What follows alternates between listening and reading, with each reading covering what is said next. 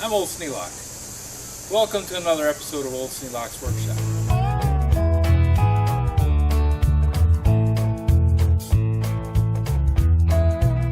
Another day, another problem.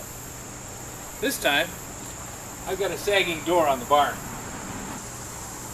This latch hits way down low on the latch plate and doesn't want to strike right.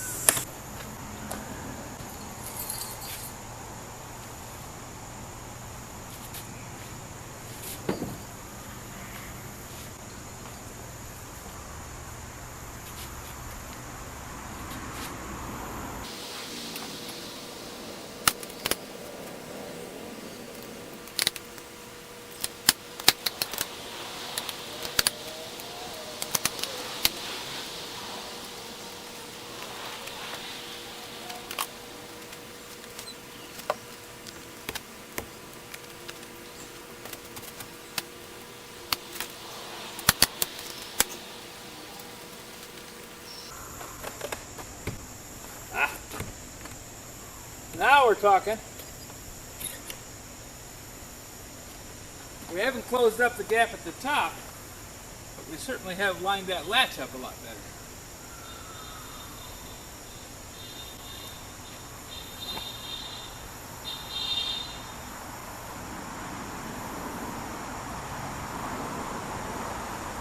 So what I'm looking at is the frame of the shed is crooked.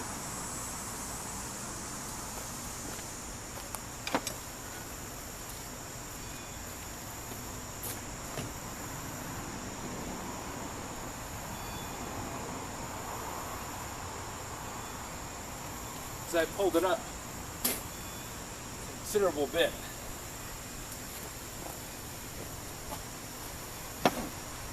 I've already lowered this latch plate that distance just because this was sagging, and rather than remounting the whole door, I just moved the latch plate down.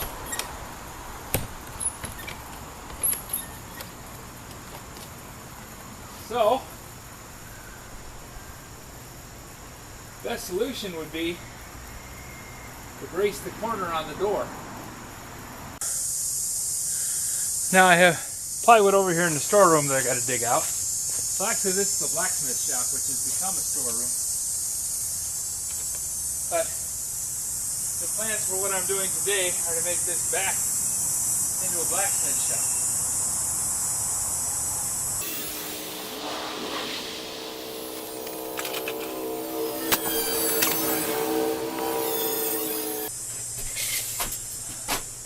I intend to take a piece of that poplar, cut it 61 inches, 62 inches long,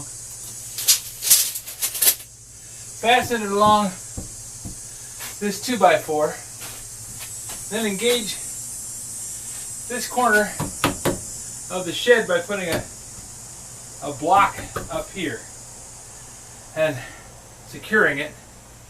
Then I'll pull this across and put screws in to hold the door frame square. So that means before I put up the poplar, I'm going to have to jack the door frame square and get the board ready, cut, pre-drilled for the screws, ready to go up, ratchet it up tight, get it pulled up where I want it, stick the board up across the top here with the glue on it. That should lock it down when I get the screws in. And then after tomorrow, in the morning, I can come out here and release the strain on the ratchet strap. Tomorrow, the next day. So I'm going to have this project going until tomorrow sometime. So we're going to be on this project for another day. That's okay. It's worthwhile doing it right to do it once. 62 inches.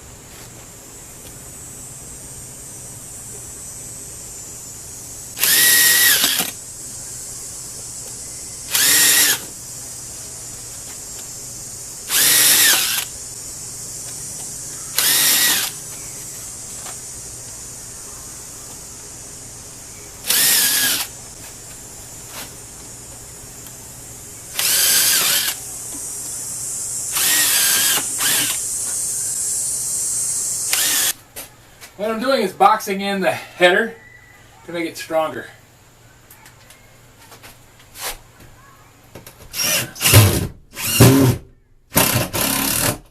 And the screws are only there to hold the glue in.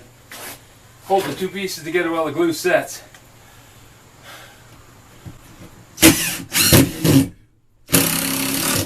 Because the glue is much stronger than any single fastener I could put in, just because of surface area.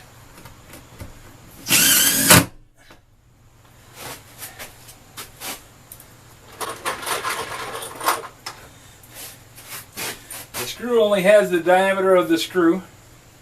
The glue has the whole surface area of the board.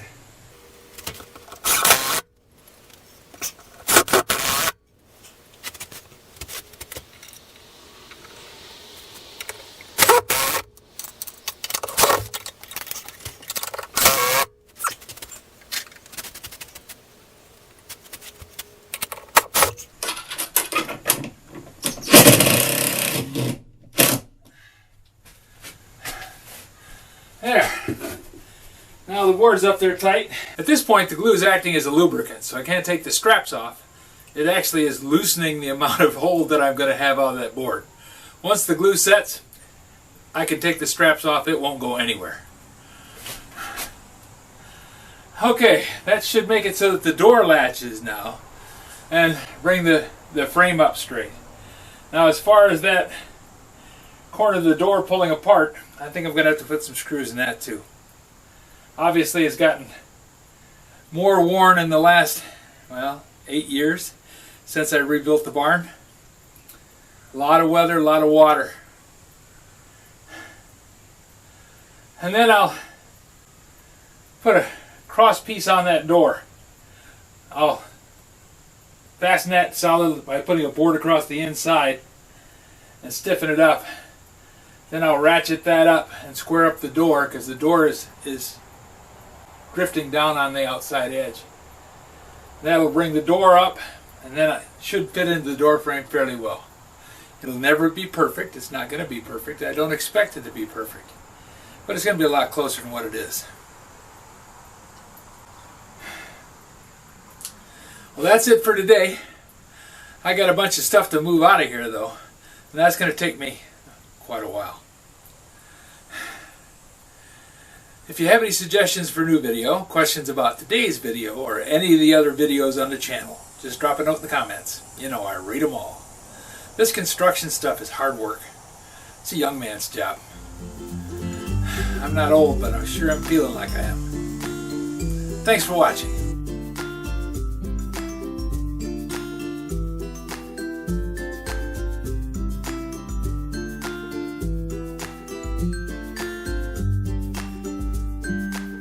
This video is not to be viewed by anyone under the age of 13 in the U.S. or 16 in the European Union, without the express written permission of the parents or legal guardians of the underage person.